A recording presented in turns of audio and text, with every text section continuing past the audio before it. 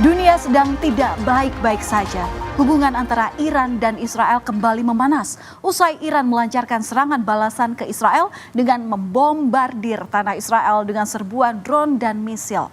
Saling ancam antar kedua negara membawa kekhawatiran konflik ini bakal meluas dan membuat banyak yang bertanya-tanya, apakah Perang Dunia Ketiga bakal pecah? Saudara, ini adalah video yang dirilis oleh televisi Iran, di mana Iran meluncurkan serangan rudal dan ratusan pesawat tanpa awak ke wilayah Israel. Militer Iran menargetkan fasilitas militer Israel. Tindakan ini merupakan aksi balasan setelah Israel diklaim telah menyerang gedung konsulat Iran di kompleks kedutaan Iran di Damaskus, Suriah pada 1 April lalu. Menurut Iran, Israel ini bertanggung jawab atas serangan yang menewaskan 2 jenderal Iran tersebut. عملیات از نظر ما خاتمه یافته است و قصدی بر ادامه این عملیات وجود نداره، اما چنانچه رژیم صهیونیستی اقدامی رو علیه جمهوری اسلامی ایران چه در خاک ما و چه در مراکز متعلق به ما در کشور سوریه یا جای دیگری انجام بده، عملیات بعدی ما بسیار بزرگتر از این انجام خواهد شد. Militer Israel merilis visual yang menunjukkan kerusakan di pangkalan udara yang disebabkan serangan udara Iran pada Sabtu waktu setempat. Pihak Israel menyebut dampaknya hanya kerusakan ringan. Bekas serangan membentuk lubang besar di tanah.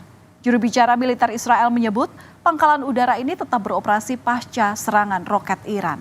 Menurut pihak Israel, sekitar 99% drone dan rudal yang diluncurkan Iran bisa dicegah.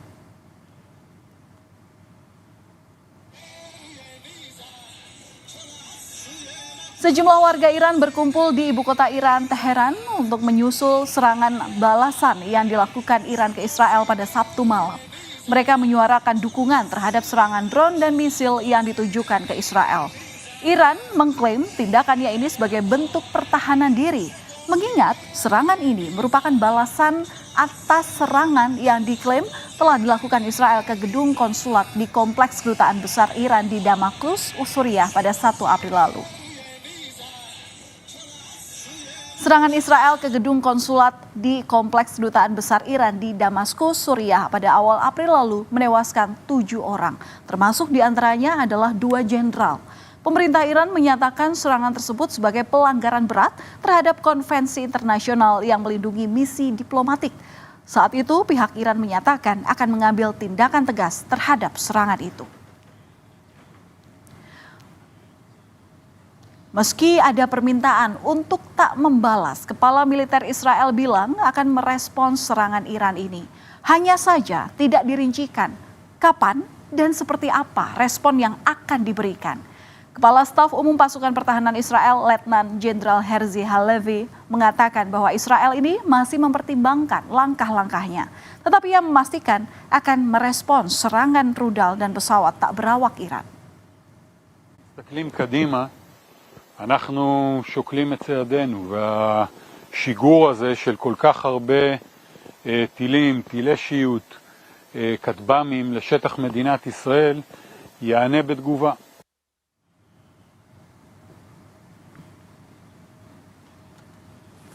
Saudara, pada serangan Sabtu lalu, Iran menunjukkan kekuatan militernya. Dalam serangan itu, Iran meluncurkan 170 pesawat nirawak, 120 peluru kendali balistik, dan 30 rudal jelajah ke wilayah Israel. Salah satu sistem persenjataan yang digunakan Iran adalah drone Shahed 136 Kamikaze. Drone ini diklaim sulit dideteksi radar dengan kecepatan 185 km per jam dan memiliki jangkauan sebesar 2.500 km. Untuk menangkis serangan itu, Israel mengandalkan sejumlah sistem pertahanan udara. Salah satunya adalah Iron Dome atau kubah besi. Israel mengklaim Iron Dome ini sukses menghancurkan rudal musuh hingga 90%.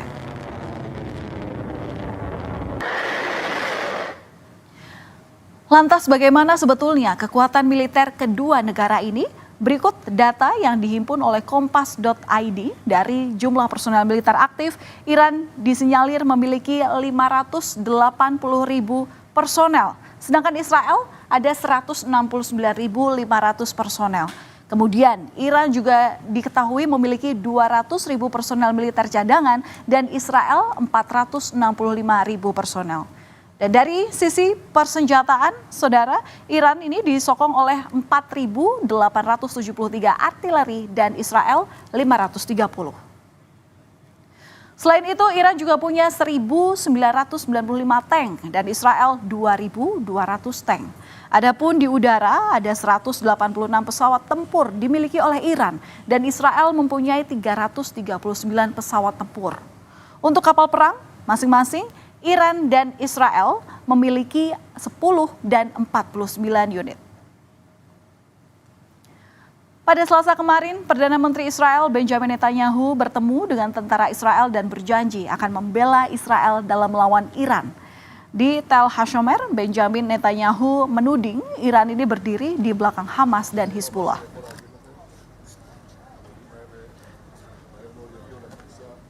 איראן עומדת מאחורי חמאס, מאחורי חיזבאללה, מאחורי אחרים, אבל אנחנו נחושים לנצח שם ולהגן על עצמנו בכל הזירות. Panasnya hubungan antara Iran dan Israel menuai berbagai macam reaksi dari para pemimpin dunia. Presiden Amerika Serikat Joe Biden mengatakan, "We are devoted to defense of Israel." Kami setia untuk membela Israel. Kami akan mendukung Israel. Kami akan membantu membela Israel dan Iran tidak akan berhasil. Hal ini disampaikan oleh Biden pada tanggal 12 April 2024, sehari sebelum Iran menyerang Israel. We are devoted to the defense of Israel. We will support Israel. We will help defend Israel, and Iran will not succeed. Thank you very much. Sementara itu, Menteri Luar Negeri Rusia Sergei Lavrov mengatakan bahwa negaranya akan dengan tegas membela dan mendukung tindakan militer Iran terhadap Israel dalam pertemuan Dewan Keamanan PBB. Rusia memandang serangan balasan Iran ke Israel sebagai upaya membela diri yang sah. Lavrov mengkritik negara-negara yang menolak mengutuk serangan Israel terhadap konsulat Iran di Damaskus. Sekjen PBB Antonio Guterres mendorong semua pihak agar menahan diri untuk mencegah eskalasi terus berlanjut. Segala tindakan yang dapat memicu konfrontasi militer di Timur Tengah harus dihindari. Antonio mengatakan warga sipil telah menanggung beban terberat. Hal ini disampaikan Antonio Guterres dalam rapat darurat Dewan Keamanan PBB di New York sehari setelah serangan balasan Iran ke Israel. It's vital to avoid any action that could lead to major military confrontations on multiple fronts in the Middle East. Civilians are already bearing the brunt and paying the highest price. And we have a shared responsibility to actively engage all parties concerned to prevent further escalation. Tingginya eskalasi di Timur Tengah, khususnya perseteruan Iran dan Israel, membuat rupiah melemah. Nilai tukar rupiah di pasar spot sempat mencapai titik terendah dalam 4 tahun, usai berada di level 16.265 per dolar Amerika Serikat. Dan hari ini rupiah spot ditutup di level 16.179 per dolar. Wakil Direktur Indef, Eko Listianto, melihat pelemahan rupiah belakangan ini dipengaruhi oleh perang Iran dan Israel. Ya, kalau kita lihat sebetulnya karena aspeknya adalah geopolitik, aspeknya adalah konflik antara negara yang kebetulan juga Iran adalah salah satu produsen minyak yang besar begitu ya, sehingga kalau menurut saya sih akan sangat bergantung apakah suasana atau katakanlah konflik ini akan terus memanas atau kemudian bisa mereda ya, mungkin melalui katakanlah perundingan atau hal lain yang kemudian tidak saling berbalas serangan gitu ya. Jadi aspek geopolitiknya akan menentukan begitu apakah akan cepat atau enggak stabil kembali rupiah kita begitu. Di luar itu memang sisi supportnya masih cukup terbatas ya dari dalam negeri. Kebetulan kan terakhir kita surplus perdagangan kita juga cenderungnya turun begitu. Panasnya konflik Iran-Israel membuat harga emas makin berkilau. Investor mencari aset safe haven di tengah kekhawatiran akan meluasnya konflik di Iran-Israel. Hari ini harga emas di pasar spot sempat menyentuh angka $2.379 per ons troy.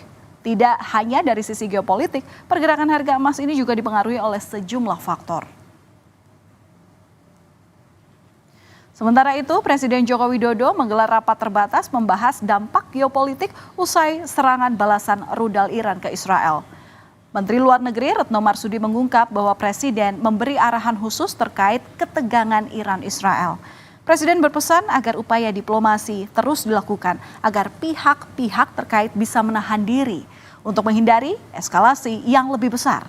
Dan menurut Menlu, baik di Iran dan Israel maupun negara sudah mulai berhitung dampak ketegangan militer jika dilanjutkan, mulai dari sisi ekonomi hingga sisi geopolitik.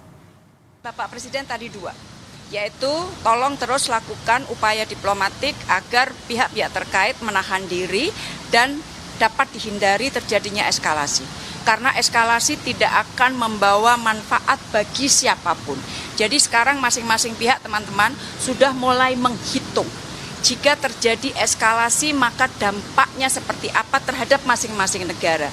Baik harga minyak, harga kebutuhan yang lain maupun nilai tukar dolar dan sebagainya sebagaimana yang kita lakukan pagi ini dan Pak rapat langsung dipimpin oleh Bapak Presiden dan juga Bapak Wakil Presiden dari sisi ekonomi Pak. Lalu, apakah semua pihak akan mampu menahan diri agar situasi tak semakin memanas? Atau justru sebaliknya, perang tak bisa terhindarkan? Kita akan lihat ke depannya, saudara. Kami akan kembali usai jeda dengan informasi mengenai kota Dubai, Uni Emirat Arab lumpuh akibat dikepung banjir.